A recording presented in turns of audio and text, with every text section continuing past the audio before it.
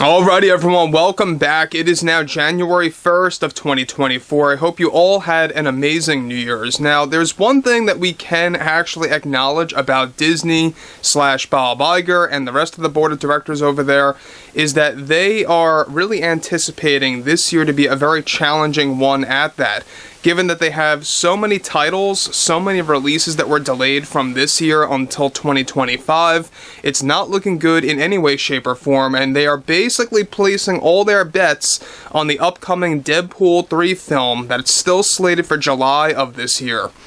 This is Mike Zero. Subscribe if you're new and like this video to see future updates. You can also follow me at Mike01. I thank you also very much for the great and kind support.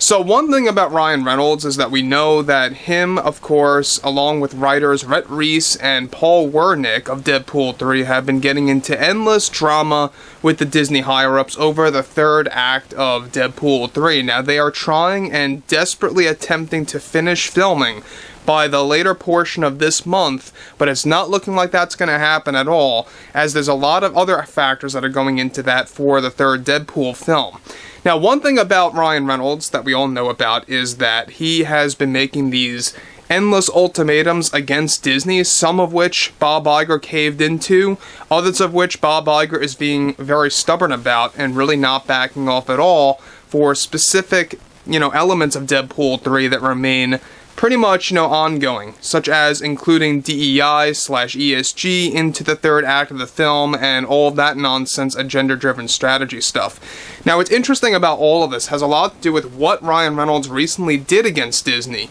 Now, with the Ryan Reynolds drama getting worse over time between the Deadpool 3 writers and the Disney higher-ups, one major development has to do with one of Ryan's biggest choices he recently made against Disney. As it turns out, after Ryan removed and dropped, of course, and was from a number of MCU-related projects for Phase 7, he only had a couple of other projects actually remaining that he would be able to write and also co-write for the mutant era of the Marvel Universe under both Disney and Marvel Studios. Now, one crucial update to this ongoing drama that comes in the wake of the Deadpool 3 struggles is that Ryan recently walked away and backed down to one of the most important projects connected to Phase 7, that he was going to be the main co-writer for the script. Now, this project was going to be the main spin-off film to the upcoming X-Men movie, along with co-writing a series of X-Men-related MCU TV shows for Disney Plus that Ryan recently refused to work on with Disney and is now only sticking to a small amount of films instead. Now, Disney analysts expected that these projects altogether would have garnered billions of dollars in revenue worldwide, based on classic characters returning in a unique fashion that fans wouldn't even expect. Bob Iger recently made the quick decision and call that took a couple of days to finalize, and that now these projects have been completely cancelled and axed, as mutant era projects are now being limited as opposed to receiving a large expansion as previously attended with Ryan Reynolds. Now, Disney knew that they needed Ryan's talent to make these specific projects work, and after Disney being so stubborn with the issues involving Deadpool 3, Ryan decided to make the biggest ultimatum of all by shooting down these X-Men projects that he knew would only work if he were involved as the main co-writer of these films, to handle specific characters that were planned to not only carry humor, but also a specific style to the MCU that would change Phase 7 and everything beyond forever. The X-Men spin-off film that Ryan shot down recently surprisingly was going to deal with Hugh Jackman in a very big way that has now been cancelled by Bob Iger, and as this film was going to deal with,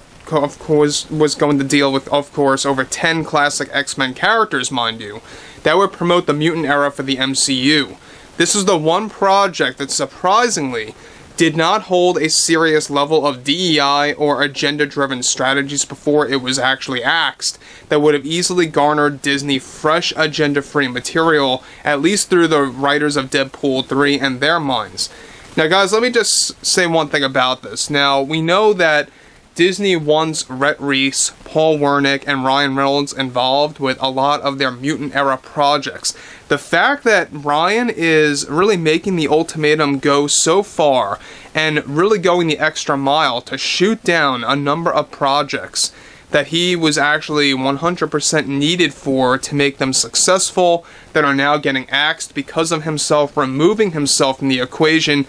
is, I think, a golden move by Ryan Reynolds for standing up for himself and as a direct response to the ongoing issues with Deadpool 3. Now, in case you guys have been unaware about what's really been going on with that, is that mostly the third act of Deadpool 3 is now getting tarnished with Disney's diversity, equity, and inclusion agendas getting thrown into specific elements of scenes within the last portion of the film, including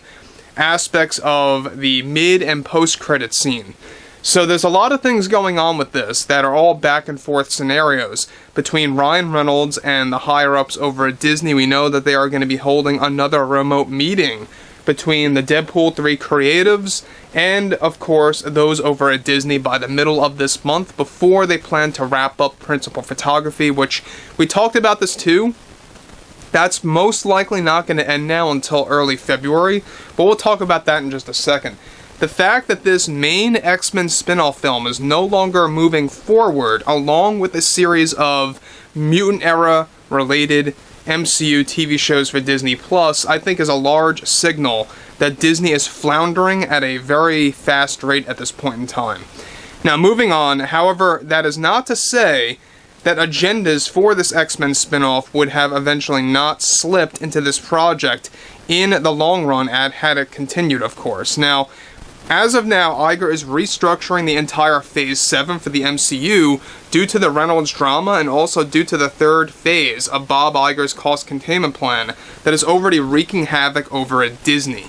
So that's the other problem here, is that we know that Bob Iger is making the worst calls one after the other. He has no, remorse over any of the ramifications or consequences that he creates. He will continue to lie his way through to the shareholders and to what he calls the customers. This is exactly why he will never take any kind of a responsibility over the failure of many of the box office situations for the Marvels, for Wish, and especially for the Galactic Star Cruiser Hotel that actually shut down back in September of 2023. So, look, this is another telltale sign that Disney is beginning to cave in certain scenarios. They knew that they needed Ryan Reynolds for specific projects to make them work because they held a specific humor style. And with Reynolds now backing out of some or many of these projects related to the mutant era, so to speak, quote unquote, for Phase 7 and beyond,